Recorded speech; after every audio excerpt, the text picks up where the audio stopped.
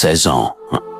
16 ans seulement, et pourtant l'Europe entière avait déjà peur. Normalement, un joueur de cet âge découvre encore le football. Mais Lamine Yamal semblait déjà le comprendre mieux que tout le monde. Les défenseurs hésitaient devant lui, les vétérans reculaient, comme s'ils ressentaient quelque chose d'anormal. Comment un enfant pouvait-il jouer avec un tel calme dans les plus grands stades du monde? Certains parlaient de génie précoce, d'autres de talent naturel. Mais non.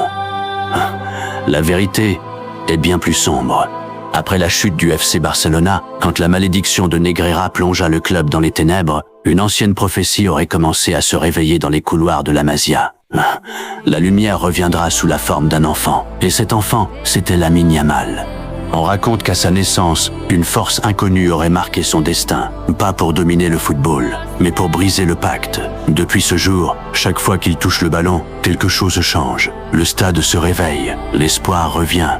Comme si le football du vieux Barça respirait encore à travers lui. Mais Negreira observe toujours, parce que Yamal représente une menace. Le premier joueur capable de gagner sans utiliser le pacte. Alors les obstacles commencent, la pression, les attentes, les blessures qui rôdent déjà autour de lui. Comme si les ténèbres tentaient d'éteindre la lumière avant qu'elle ne grandisse. Mais malgré tout, Lamine Yamal continue d'avancer, sans peur, sans hésitation.